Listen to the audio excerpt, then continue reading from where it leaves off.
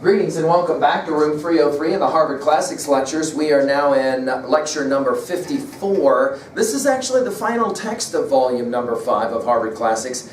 It's Emerson's English Traits is the title of the text. Now, there's always been, I think, probably some debate about why certain kinds of Emerson texts end up in a volume of like Harvard Classics number 5 and others don't. For example, the 1836 classic essay, book-length essay, Nature, not here, but English Traits is, and obviously there's a debate, and I think there should be, about why would Eliot, Dr. Eliot, the president of Harvard at the time, why would he select English Traits instead of the 1836 book-length essay, Nature, which is way more important in the history of Emerson thought. I think there's probably some reasons for that that we'll get into. I think it has to do with one chapter from English Traits that specifically treats universities and education. And I think Dr. Eliot, as the president of Harvard, was probably very interested in making some connections between the education, especially at Oxford, and then at Harvard itself.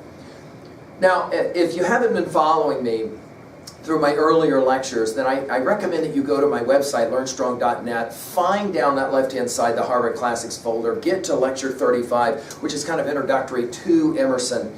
There, I pointed out that I wanted us to continue to look at Emerson from at least 3 perspectives. One, Emerson as teacher or as person. Here, because of Emerson as traveler, we'll be paying attention to that.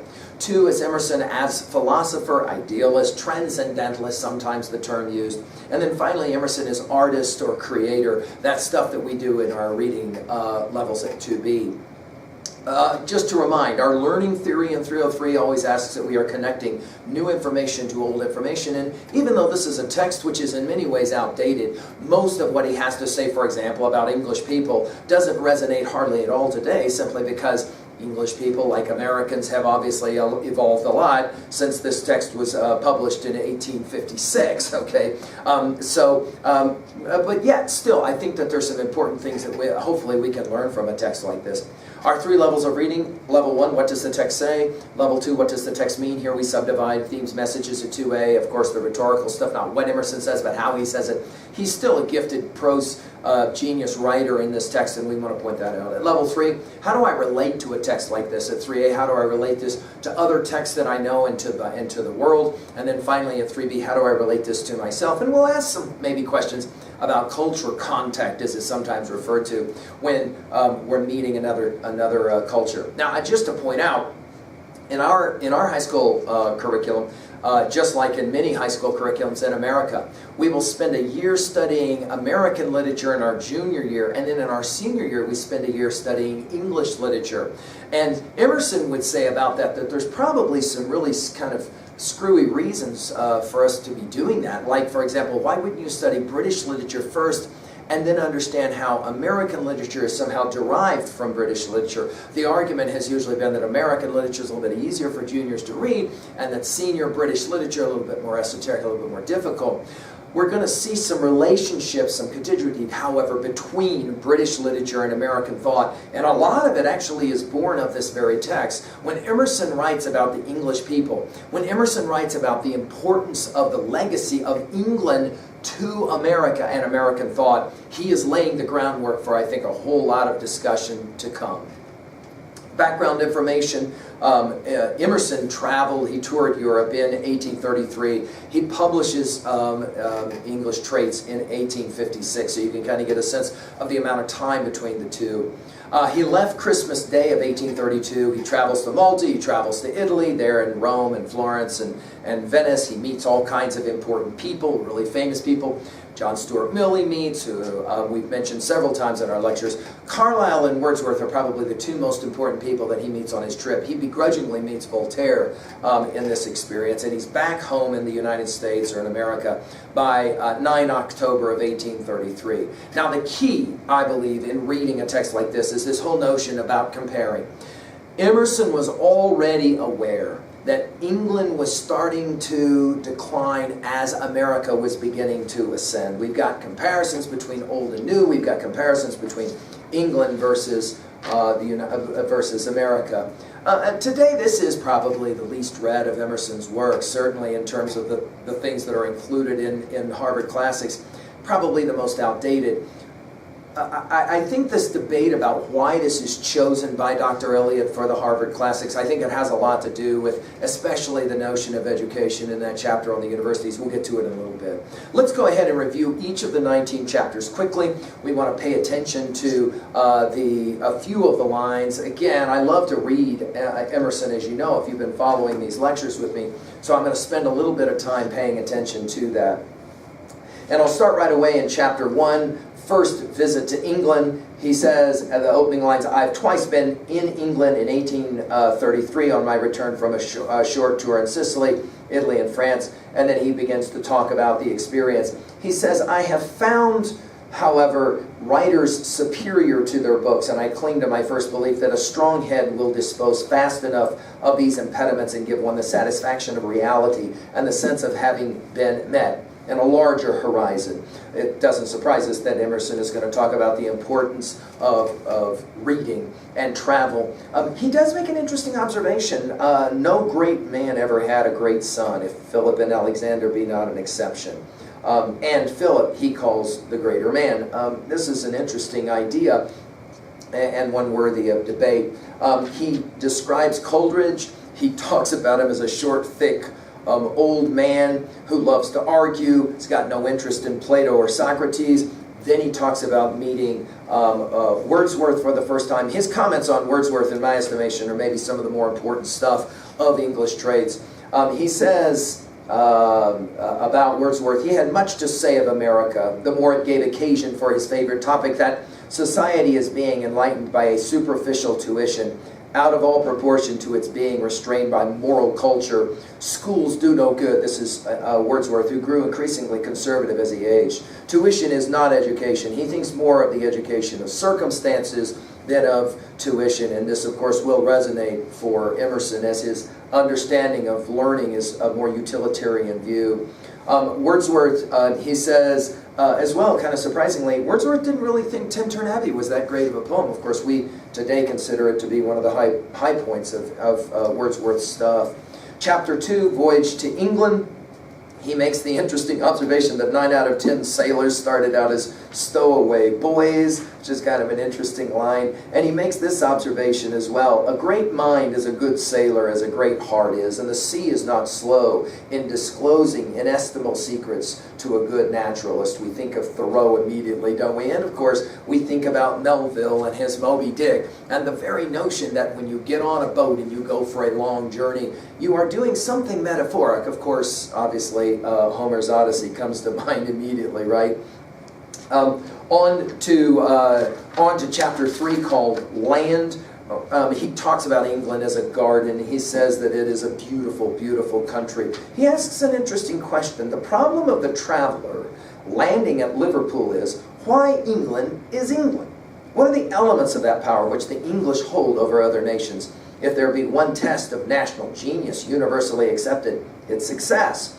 And if there be one successful country in the universe for the last millennium, that country is England. I point out in earlier lectures, when I'm talking, for example, about Beowulf, that my British pals, I think, have a legitimate argument when we begin to say as Americans that we have the greatest country in the history of the world. One of the things that they will point out is longevity. The very question that's being asked here, why is England England?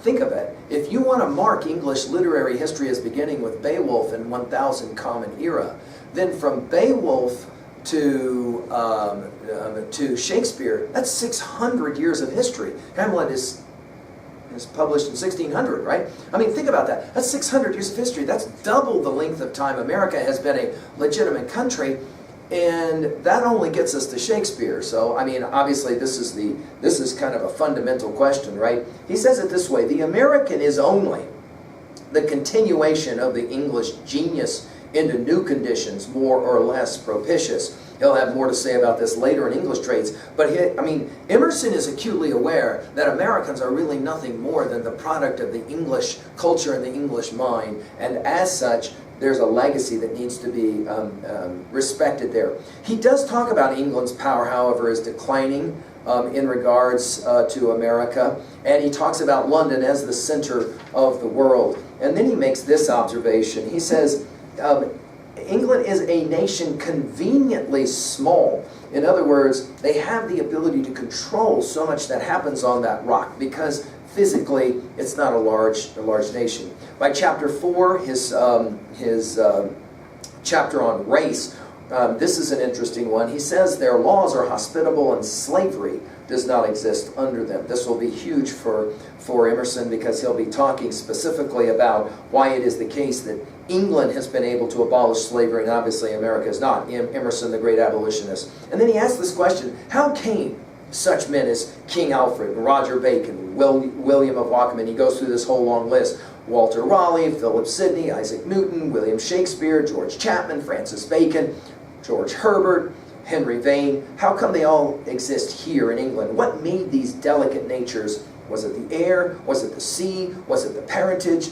For it is certain that these men are samples of their contemporaries. The hearing ear is always found close to the speaking tongue, and no genius can long or often utter anything which is not invented and gladly entertained by men around him. It's a fair question to ask why it is the case that this happened. He calls England a country of extremes, and he says, so England tends to accumulate her liberals in America and her conservatives in London. He'll have more to say about the fact that England is by nature a pretty conservative place. The English, he says, at the present day have great vigor of body and endurance. Other countrymen look slight and undersized beside them and invalids. They are bigger English people. They are bigger men than the Americans, which is kind of an interesting observation early on, probably one that would obviously be contested today. He says it this way about the British, the English. They have more constitutional energy than any other people, which is fascinating. They have tremendous energy, and he's going to emphasize that. And then he finally says that the Englishman associates well with dogs and horses as being a huge part of their whole understanding of who they are. Interesting. Chapter 5, and ability, he makes this observation about the abilities. He says, the English, their self-respect, their faith in causation, their realistic logic or coupling of means to ends have given them the leadership of the modern world. Montesquieu said, quote, no people have true common sense but those who are born in England, end quote. And then to finish this chapter called Ability, he says it this way. He says, but in England, the language of the noble is the language of the poor. He makes this observation that one of the things that makes England so powerful is that they've got this language, this English language that everybody speaks. And their language seems drawn from the Bible, the common law, the works of Shakespeare, Bacon, Milton, Pope, Young, Cowper, Burns, Scott. The island has produced 2 or 3 of the greatest men that ever existed, but they are not solitary in their own time. And this is an interesting idea, and I think that ultimately the argument here is that England has produced some of the most important literary figures, scientific figures. We think of Newton. Chapter number 6, manners. He, of course, he's going to talk about how mannerly and well-mannered the Englishman is. But he says this, it's an interesting little story. He says, an Englishman walks in a pouring rain swinging his closed umbrella like a walking stick.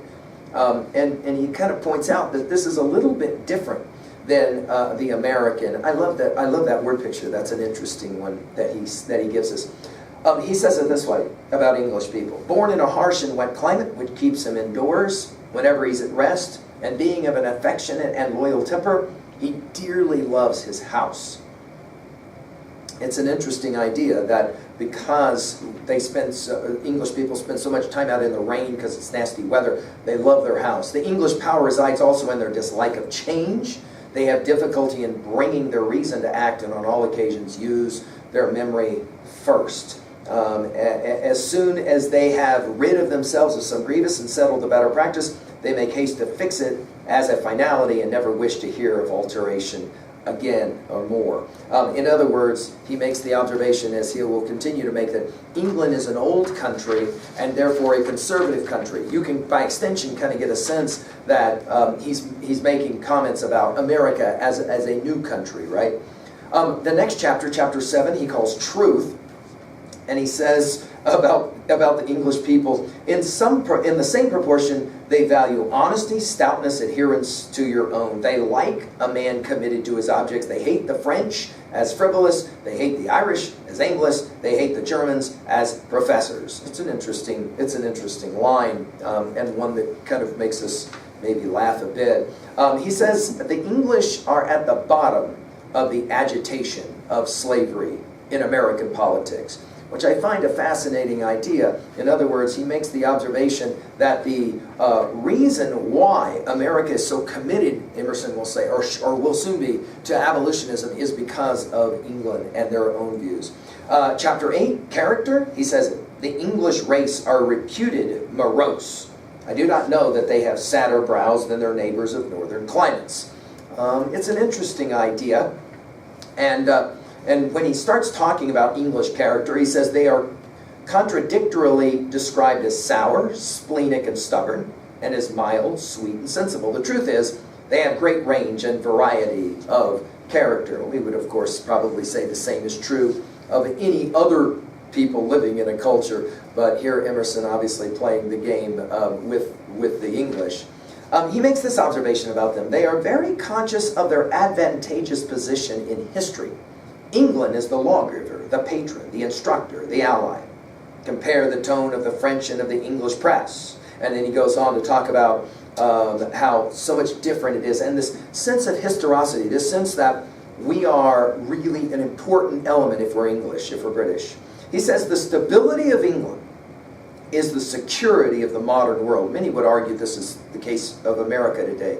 If the English race were as mutable as the French, what reliance? But the English stand for liberty. The conservative, money-loving, Lord-loving English are yet liberty-loving. And so freedom is safe. They have more personal force than any other people. The nation always resists the immoral action of their government. Which is an interesting celebration. By chapter 9, Cockney, this is an interesting one. The English are a nation of humorists. We don't often think about the British as being described, the English as being described as fun-loving, and yet this is what he's going to say about them. And then you got this funny little anecdote. An English lady on the Rhine, hearing a German speaking of her party as foreigners, exclaimed, quote, "No, we are not foreigners. We are English. It is you that are foreigners." A line which easily could be attributed to any number of Americans traveling any number of places in the world.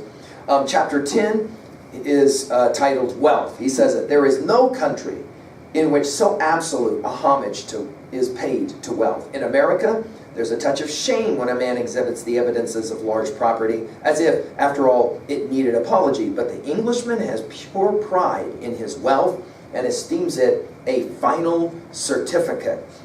He continues with this idea about wealth. He says, the Englishman believes that every man must take care of himself and has himself to thank if you do not mend his conditions. To pay their debts is their national point of honor. And then one other comment he says about Englishmen and their work. He works fast. Everything in England is at quick pace. They have reinforced their own productivity by the creation of that marvelous machinery which differences this age from any other age. In other words, leading edge, we might say, of the Industrial Revolution. Chapter 11 is his chapter on aristocracy. He begins it by saying, the feudal character of the English state, now that it is getting obsolete, glares a little in contrast with the democratic tendencies. The inequality of power and property shocks Republican nerves. And this will be an interesting chapter because the aristocracy that is kind of natural to England obviously is counterbalanced against the more democratic notion. The final comments in aristocracy, he says it this way. He says, English history, widely read, is the vindication of the brain of that people. By chapter 12, he's ready to start to talk about the universities. I think this is why Dr. Eliot of Harvard University selected this to be an important read in the Harvard Classics Book 5. I think Dr. Eliot was aware that there was some comparisons that he wanted to draw between the two, that is to say Oxford and the Harvard of his day. He talks about the conservative nature of Oxford as producing then the conservative English leader. He says it this way: the logical English train a scholar as they train an engineer. Oxford is a Greek factory, as Wilton Mills weave carpet and Sheffield grinds steel. This notion of the classical education that is central to appreciating what goes on in Oxford. These seminaries are finishing schools for the upper classes and not for the poor. The useful is exploded. The definition of a public school is, quote, a school which excludes all that could fit a man for standing behind a counter, end quote. And this is an interesting kind of difference maybe that's trying to be drawn here. He continues by saying it this way about the tasks that are asked of Oxford students. He says, containing the tasks which many competitors had victoriously performed, I believed they would prove too severe tests for the candidates for a bachelor's degree in Yale or Harvard. And I think a line like this is probably what led Dr. Eliot to include English traits in his volume. That is to say, are we doing a good enough job in American education to compete with a school like Oxford? Chapter 13 is titled Religion, and he begins that chapter this way: no people at the present day can be explained by their national religion. It's an interesting line. Of course, again, Emerson himself, having left the pulpit and his Christian church, his Unitarian theology, he's going to have that lens, and he's going to critique English Anglicanism this way. They do not feel responsible for it. It lies far outside of them. Their loyalty to truth and their labor and expenditure rest on real foundations and not on a national church. Well, it's an interesting critique, and he'll continue by saying it this way: good churches are not built by bad men. At least there must be probity and